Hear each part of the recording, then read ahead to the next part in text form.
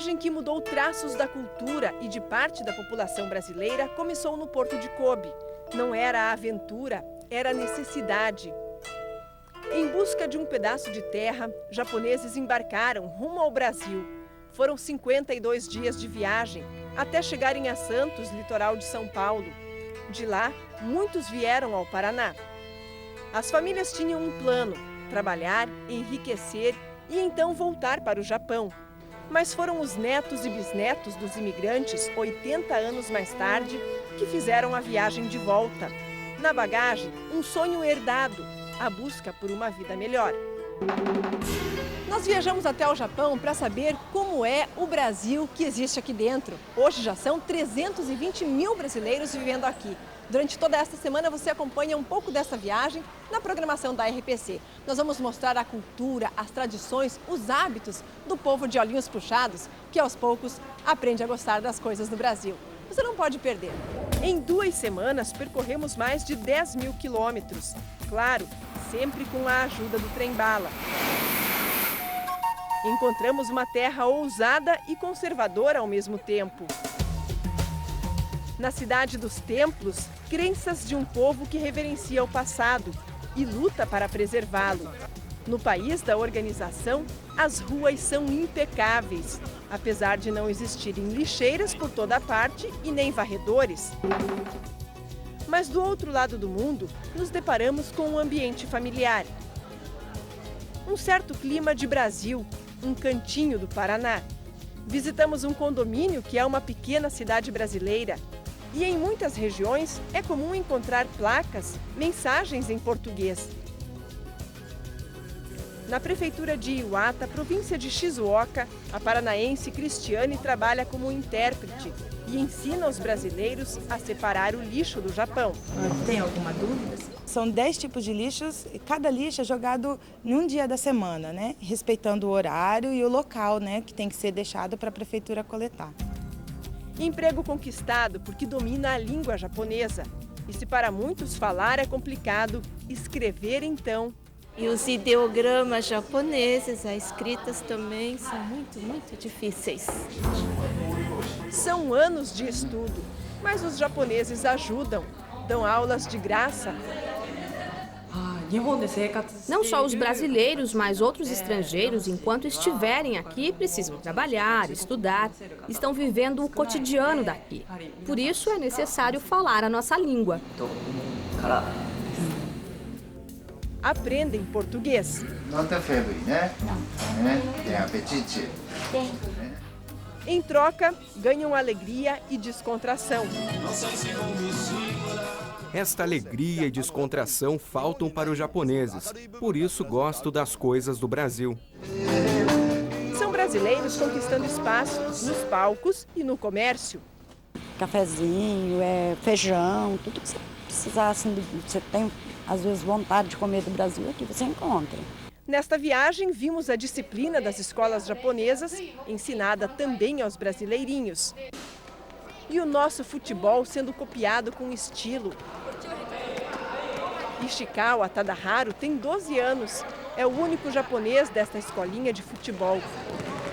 Ele diz que uma vez chutou uma bola, brincou um pouquinho e se apaixonou. Ele é bom? Bom mesmo. Todo mundo fala que os brasileiros são melhor, né? Mas só que ele é bom.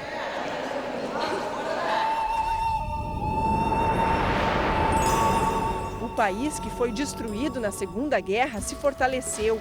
O povo determinado transformou a nação numa potência econômica que hoje busca mão de obra. Lucimara saiu de Diamante do Norte, perto de Paranavaí. Está há 10 anos no Japão, trabalhando em fábricas. Não tenho reclamações. Estou feliz aqui e gostaria de continuar ainda por um bom tempo. Só nesta indústria, 1 em cada 4 funcionários é brasileiro. É o começo de uma outra história. Uma nova geração nascida do outro lado do mundo. Filhos de brasileiros, descendentes de japoneses, que podem fortalecer cada vez mais esta relação entre os dois povos. Mesmo nascendo, vivendo aqui, espero que dê muito orgulho ser brasileiro.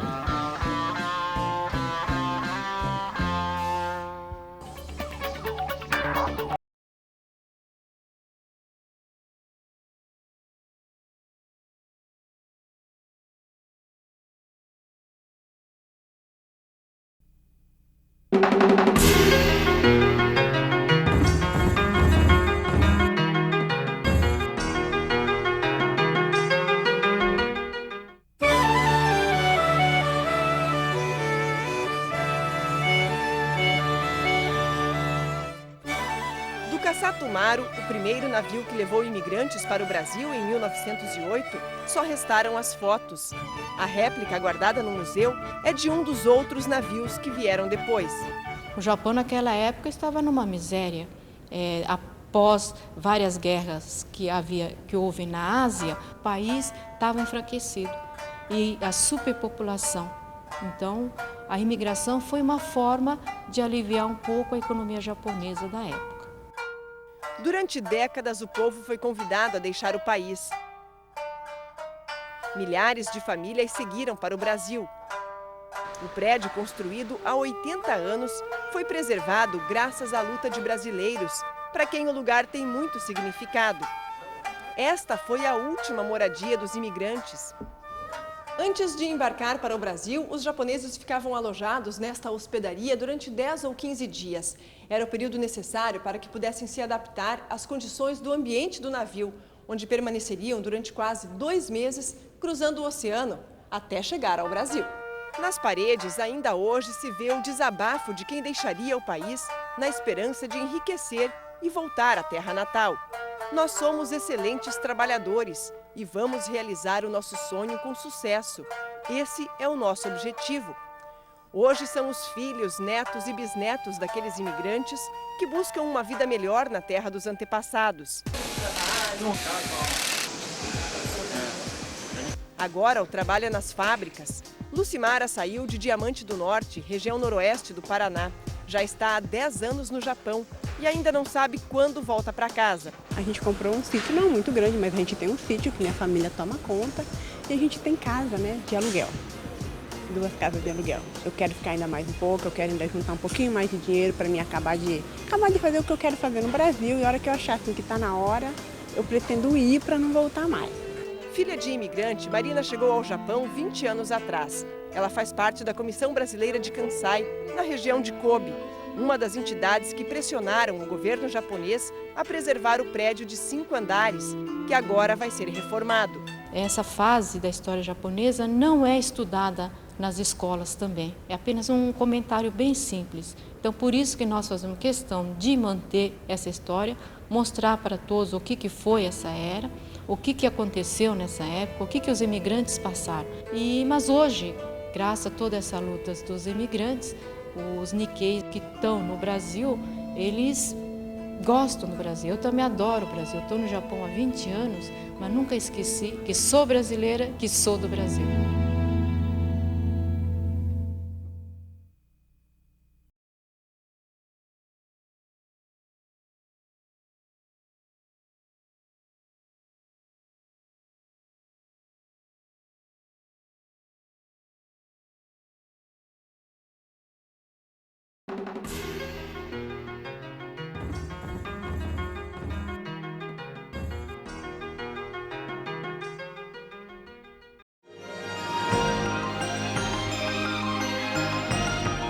O aviso no consultório deixa os pacientes mais à vontade. Não tem febre, né? Não. Tem apetite? O médico diz ter sido conquistado pelo carinho dos brasileiros. Começou a estudar português há 8 anos para se entender melhor com a clientela. Muitos brasileiros que estão morando, né, são muito carinhosos, né? Eu acho. Eu estou estudando, né? Mas por isso para ajudar brasileiro bastante. Quando o médico não fala português, eu costumo levar dicionário, assim. Aqui não precisa.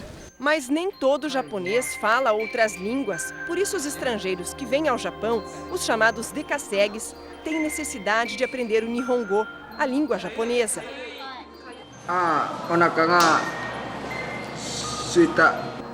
Esta é uma aula de alfabetização.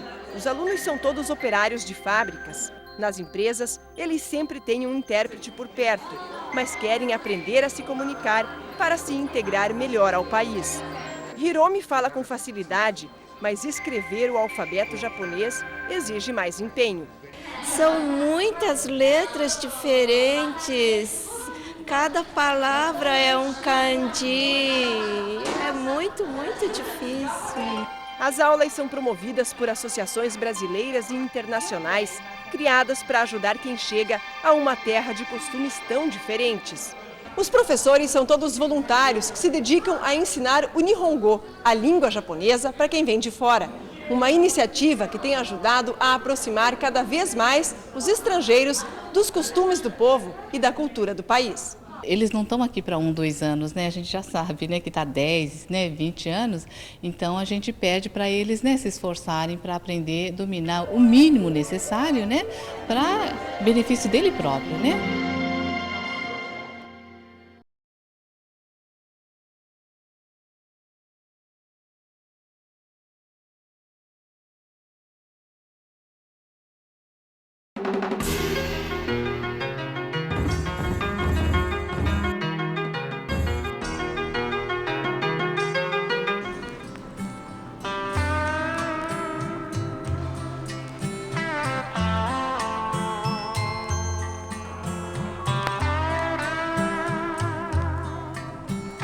Esta é a casa de 320 mil brasileiros, a maioria descendentes de japoneses.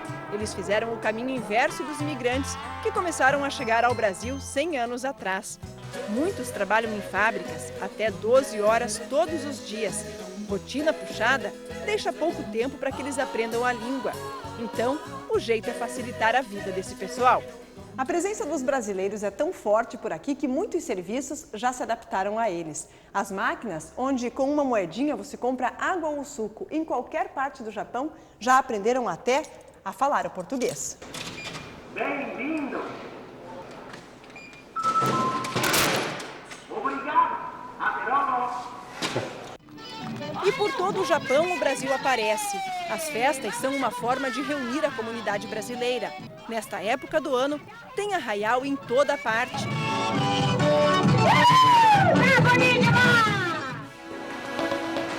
As passadas também ajudam a matar a saudade do Brasil.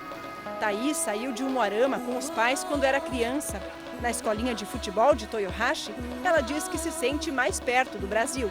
A gente reúne todo mundo no final de semana, né?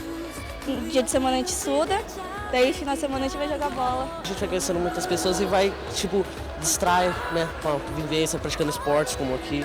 Parece assim que é o Brasil, né? Hamamatsu, na província de Shizuoka, é uma das cidades que concentram o maior número de brasileiros. São mais de 20 mil. E onde eles estão, geralmente é assim. Trabalhando, né? Mais para ajudar o povo brasileiro e japonês aqui. A cultura que nasceu nas senzalas entre os escravos brasileiros também se mantém por aqui. O instrutor é neto de imigrante, trocou Curitiba pelo Japão e agora, do outro lado do mundo, se esforça para manter viva a cultura brasileira. É muito bom estar praticando um pouco, lembrando um pouco da nossa cultura brasileira, né? E estar fazendo esse intercâmbio com os japoneses, que é importante, assim como eles foram para o Brasil, divulgaram o karatê, a gente tem essa oportunidade de estar trazendo a capoeira para o Japão. Os japoneses gostam e se interessam pelas coisas do Brasil. Noriko tem ginga e até canta na roda de capoeira. Eu gosto de capoeira porque tem música, dançar e luta, axé. Arigatou.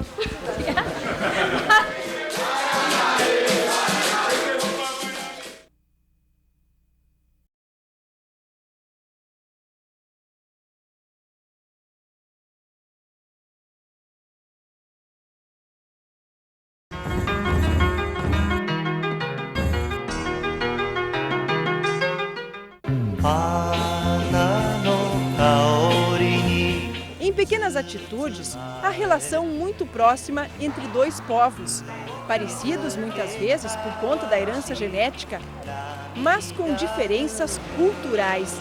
Morar no Japão não significa estar em terra tão estrangeira. No Japão, não é difícil descobrir onde vivem e nem onde trabalham os brasileiros, principalmente no comércio. A bandeira, símbolo maior da pátria, geralmente é colocada assim logo na entrada. Sinal verde para quem é de Kasegi e quer fazer negócios por aqui. A loja de veículos foi montada há 10 anos pelo pai de Ronaldo.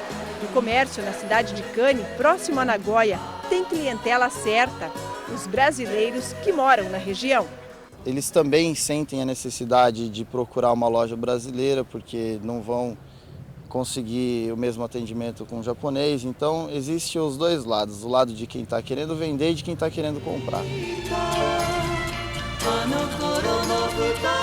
Em Hamamatsu, o pequeno mercado só vende produtos brasileiros e o restaurante ajuda a matar a fome e a saudade da cozinha e dos temperos do Brasil. Hoje o senhor vai almoçar o quê? Arroz, feijão, bisteca de porco. E ao lado do porto de Kobe, de onde saiu 100 anos atrás o primeiro navio com imigrantes japoneses, mais um ponto de encontro que é a cara do Brasil. Aproximar as duas culturas, a japonesa e a brasileira, né? Como eles foram há 100 anos atrás para o Brasil, a gente veio para cá e está mostrando para eles o que é a comida brasileira, né?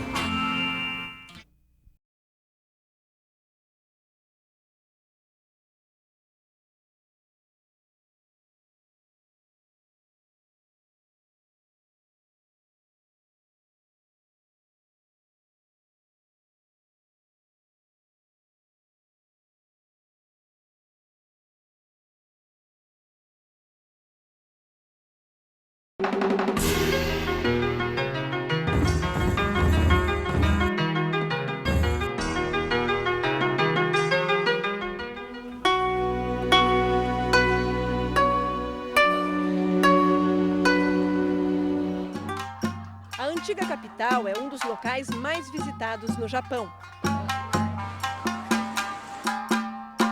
Kyoto é uma das poucas cidades que não foram destruídas durante a Segunda Guerra Mundial.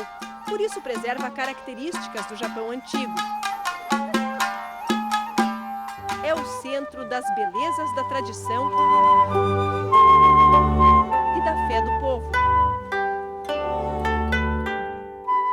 Os cenários encantam pela delicadeza, pela imponência. O templo de Kiyomizu é um dos maiores do país. Já foi reconstruído várias vezes, mas preserva detalhes originais.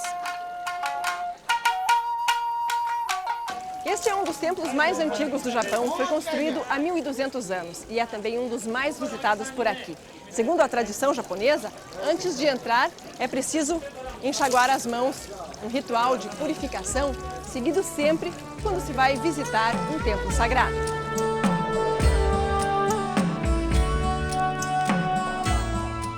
Só em Kyoto são mais de 1.500 templos. Nem todos com a grandiosidade do Kiyomizu. Pequenos castelos mergulhados no verde, carregados de espiritualidade. Ao visitar esses espaços, os japoneses reverenciam os antepassados. A queima de velas e de incensos é outro costume milenário. É uma forma de buscar proteção espiritual. E quando se vem a esses lugares, é sempre bom seguir as tradições. Para os japoneses, mais do que símbolos da religiosidade e das crenças, os templos são um patrimônio histórico do país. Por aqui é muito comum encontrar grupos de estudantes.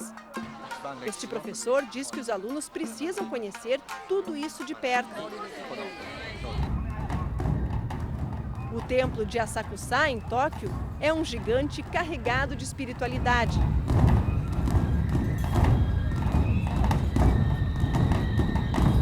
Preservado em cada detalhe para que a tradição não se perca em meio ao concreto do Japão de hoje. Pequenos jardins, grandes obras. Cada espaço é um refúgio para quem chega em busca de paz.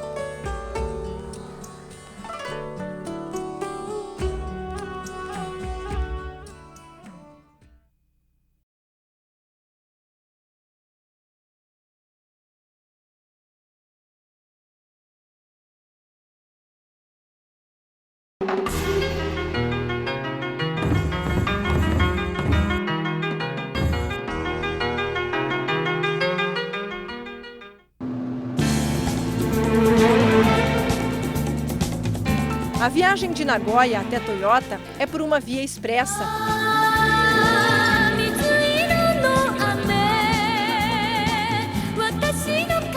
Estrada estrada suspensa, um trajeto cercado por grandes obras. A engenharia no Japão tem que ser reforçada. Pontes e estradas precisam suportar os frequentes tremores de terra.